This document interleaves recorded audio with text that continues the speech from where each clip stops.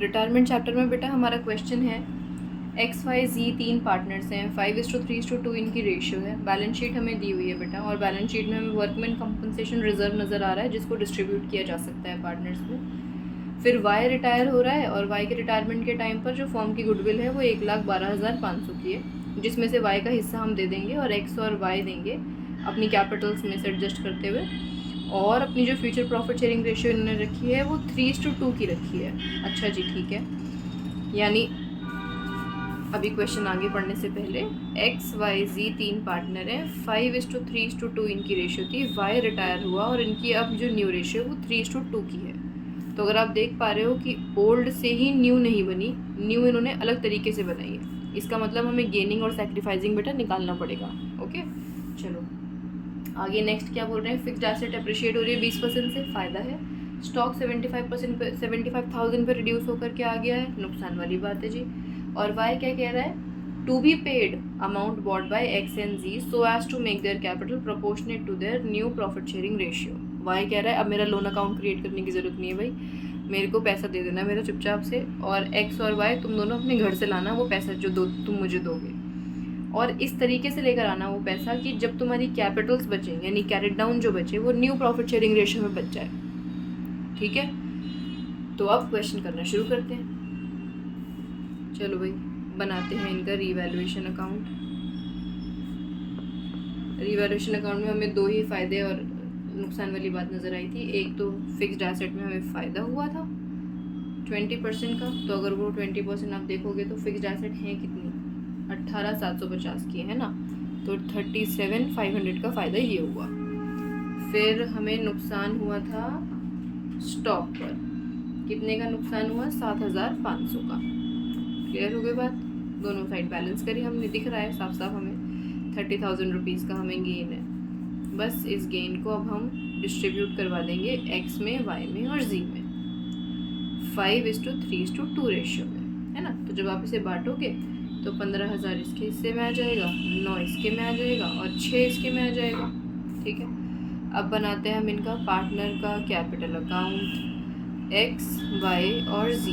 Y जा रहा है ना छोड़कर, एक्स वाई एंड जी। अब तक तो आप लोगों को ये चीज़ें याद हो जानी चाहिए। सबसे पहले हम क्या लिखते हैं, इनकी कैपिटल्स। ऐसा वैसे कोई रूल नहीं है, लेकिन अगर आप एक पैटर्न पे चलते हो तो पेपर में गलती होने के चांसेस कम होते हैं, बस ये बात हो जाती है। तो ये लिख दी हमने इनकी कैपिटल। अगला बैलेंस शीट एम्प्टी करने की बात करें हम तो वर्कमैन कंपनसेशन को बांट लें। नहीं मैम, बैलेंस शीट एम्प्टी नहीं, पहले आप इसको वो दिलवाओ ना, एक्स के कैपिटल अकाउंट से और वाई के कैपिटल अकाउंट से गिफ्ट। और उसके लिए तो गेनिंग, क्योंकि इसके लिए तो हमें गेनिंग रेशियो चाहिए होती है ना, कि वाई को अगर गुडविल देंगे तो एक्स और वाई देंगे, एक्स और जी देंगे। और कैसे देंगे, जिसमें इन्होंने गेन किया है। तो गेन के लिए तो हमें पता है ओल्ड माइनस न्यू करना होता है। यहाँ कर देते हैं हम एक्स के लिए और जी के लिए। ओल्ड है 5/10, 2/10, न्यू है 3/5 एंड 2/5। तो जब आप इसका आंसर निकालोगे तो ये माइनस का 1/10 आएगा और ये आएगा माइनस का 2/10, यानी 1:2 इनकी रेशियो आई गेनिंग की। अच्छा ठीक है, अब 1:2 आने का मतलब क्या है कि गुडविल कितनी गिवन है हमें, गुडविल भी यहीं लिख दूँ ऊपर ही। ये सारा वैसे वर्किंग नोट है, लेकिन आप इसको अच्छे से सुंदर सुंदर लिख लेना। गुडविल की बात करें तो गुडविल है 1,12,500 की, जिसमें से वाई को हमें कितना देना है, उसका 3/10 का हिस्सा। तो जब आप वाई का हिस्सा निकालोगे तो वो आएगा 33,750, जिसको एक्स और जी देंगे 1:2 की रेशियो में। समझ गए इस बात को। अब इस 33,750 को डिवाइड कर दो 1:2 में, तो जब आप बांटोगे तो एक्स जो अमाउंट देगा वो आएगा 11,250, और जो वाई के हिस्से में अमाउंट आएगा वो आएगा 22,500 का। यही पैसा इनके अकाउंट से डिडक्ट होना चाहिए, तो हमने यहाँ से डिडक्ट करवा दिया वाई के कैपिटल अकाउंट में। ठीक है मैम, यहाँ तक ठीक है। नेक्स्ट इसके बाद क्या करते हैं हम, इसके बाद बेटा हम रीवैल्यूएशन का प्रॉफिट ट्रांसफ़र करते हैं। लॉस होता है तो लॉस ट्रांसफ़र कर लेते हैं। अच्छा मैम, इसके बाद क्या करते हैं फिर, इसके बाद बेटा बैलेंस शीट खाली करते हैं। वर्कमैन कंपनसेशन रिजर्व था ना हमारा 22,500 का, वो डिस्ट्रीब्यूट करवा दो तीनों पार्टनर्स में। तो जब आप डिस्ट्रीब्यूट करोगे तो 11,250 इसके हिस्से में आएगा, 6,750 इसके हिस्से में आएगा, और 4,500 बच रहे हैं जी के नाम पे। ठीक है, इसके बाद भी मैम कुछ करना होता है? हाँ बेटा, इसके बाद आपको एडजस्टमेंट में देखना होता है कि पार्टनर कोई ऐसी कोई एसेट या लाइबिलिटी तो टेक ओवर नहीं कर रहा है, तो ऐसा कुछ था नहीं, यानी यही हमारा क्वेश्चन हो गया है पूरा। अब आपको दोनों साइड बैलेंस करनी है। दोनों साइड बैलेंस करके आप कैरेट डाउन निकालना, लेकिन लिखना मत, ठीक है। तो जब आप निकाल रहे हो तो सिंपली प्लस करके, ये तो 1,85,000 इसका आ गया, सॉरी 80,000 आएगा, 70-80 हो गया ना ये, और इसमें से कुछ माइनस नहीं, यानी इनका सम अगर आप करोगे तो 133,500 आएगा बाय का, और जी के 22,500 माइनस कर देंगे अगर आप, तो ये बचना चाहिए 54,000। ठीक है, ये कैरेट डाउन्स आ रहे हैं हमारे, लेकिन ये वाले हमें यहाँ लिखने नहीं है। क्यों? क्योंकि वाई ने कुछ एडजस्टमेंट बोली थी ना करने के लिए। वाई क्या कह रहा था? मुझे पेमेंट कर देना, यानी हमें इसे पैसा देना पड़ेगा, जो इसका अमाउंट है 1,33,500। हमने कहा ले भाई ले जा। कैसे लेके जाएगा ये पैसे? एक्स और जी अपने पास से लेकर आएंगे, यानी जो पैसा ला रहे हैं वो यहाँ लिखना है हमें। अब आप बोलोगे मैम कितना ला रहे हैं ये पैसा, इसको इनकी न्यू प्रॉफिट शेयरिंग रेशियो में डिवाइड करवा दें? नहीं, अगर सिर्फ उतना ही काम होता तो आप करके काम ख़त्म कर लेते, लेकिन उसने ना एक बात और बोली साथ में, कह रहा है कि इस तरीके से लाना है इस पैसे को तुम, कि जब तुम यहाँ अपना CD निकालो तो वो भी न्यू प्रॉफिट शेयरिंग रेशियो में बचे। तो अब इसके लिए हमें क्या करना पड़ेगा? आओ देखो, वर्किंग नोट है हमारी। वर्किंग नोट में हमें जो भी कैपिटल थी वो सारी की सारी जोड़नी है, इंक्लूडिंग रिटायरिंग पार्टनर की भी, क्योंकि इसी के पैसों को तो घर से लाना पड़ेगा ना हमें।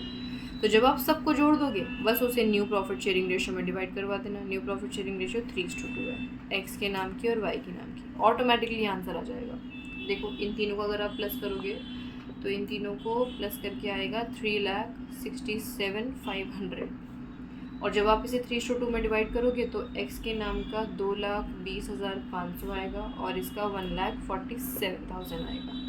ठीक है, और अब आप इसको क्या करो, यहाँ पर लिख दो, ये इनकी कैरेट डाउन्स आ गई 500, 147,000। ठीक है जी। अब आप ज़्यादा कुछ नहीं करना। देखो, इसकी कैरेट डाउन एक्चुअली में ये थी, मेंटेन इतनी करनी है। बताओ ज़्यादा है कि कम है? ज़्यादा है। ज़्यादा का मतलब क्या है? इसका पैसा बिजनेस में इतना था, अब इसे रखना इतना है, इसका मतलब इसे पैसे लाने हैं। कितने लाने हैं? इसी का डिफरेंस 40,500। ठीक है, यहाँ देखो, इसकी कैपिटल है इतनी, रखनी इतनी है, यानी इसे भी घर से पैसे लाने पड़ेंगे। कितने? 93,000। यहाँ लिख दिया हमने कि घर से पैसा लाएंगे। और अब आप देखो एक मज़े की बात, इन दोनों को जरा एक बार प्लस करना। आया नहीं आया ये आंसर? यानी ये दोनों अपने घर से पैसा भी ले आए, जो इसे मिल भी गया, और फिर ऐसे लाए कि जब इन्होंने अपना कैरेट डाउन निकाला तो वो कैरेट डाउन भी 3:2 की रेशियो में बच गया। लो जी, कितनी आसानी से आंसर आया। ठीक है, अब बिना देर लगाए जल्दी से इसकी बैलेंस शीट तैयार कर लेते हैं। बैलेंस शीट सबसे ज़्यादा डर वाला हिस्सा मुझे लगता है बच्चों का यही होता है, जबकि सबसे आसान पार्ट है। सीधा सीधा देख देख के लिखना ही तो है। क्रेडिटर्स कितने के बने? 39,750 के, तो ये आप एज इट इज़ लिख दो 39,750 के। फिर उन्होंने EPF दिया है। देखो, EPF तो हम छेड़ते नहीं है ना कभी भी, तो हमने यहाँ लिख दिया 5,250। वर्कमैन कंपनसेशन हम डिस्ट्रीब्यूट कर चुके हैं, लिखने की ज़रूरत नहीं है। कैपिटल की बात करें तो एक्स की और जी की आएगी कौन सी वाली? ये जो हमने बनाई है ना, 220,500 की और 147,000। अब बात करें वाई के लोन की, तो वो तो आएगा नहीं क्योंकि वो पैसा ले जा चुका है। तो क्योंकि वो पैसा ले गया है, तो जब बैलेंस शीट में बैंक अकाउंट लिखोगे तो वहाँ डिडक्ट करते हुए दिखाएंगे हम इसे। लो, लाइबिलिटी साइड हो गई हमारी पूरी। एसेट साइड की बात करते हैं। एसेट साइड में सबसे पहले ऊपर लिखा हुआ है बैंक। बैंक का मिनिमम बैलेंस ही 15 का है, और आपको पता है ये बात कि बैंक में 40,500 एक्स लाया, 93,000 लाया कौन? जी, और पैसे निकाल करके ले गया ये वाई, तो बचे कितने? अल्टीमेटली 15।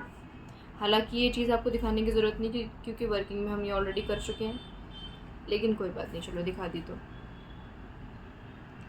अब इसके बाद एसेट में क्या है? डेटर है। डेटर से रिलेटेड कोई एडजस्टमेंट नहीं मैम, नहीं। 97,500 एज इट इज़ आ गए। स्टॉक से रिलेटेड कोई एडजस्टमेंट नहीं मैम, थी तो सही मैम, 75,000 के हो गए थे ना, तो 75 लिख देते हैं। अब हम कम वाले लिखेंगे क्योंकि कम हो गए थे। फिर फिक्स्ड एसेट की बात करें तो ये बढ़ गए थे हमारे, तो बढ़ा के लिखेंगे हम। तो जब आप प्लस कर दोगे तो ये 2,25,000 आ जाएगा। दोनों साइड मैच करो, देखो बैलेंस शीट मैच नहीं करेगी तो फिर ऐसे कैसे। 1,425,000 टोटल आना चाहिए, 1,4,125,000। ओके, ये बैलेंस शीट मैच्ड है हमारी। हाँ मुझे पता है ये थोड़ा सा ऊपर हो गया, सामने सामने होना चाहिए, लेकिन कोई नहीं, अभी तो हम प्रैक्टिस कर रहे हैं ना।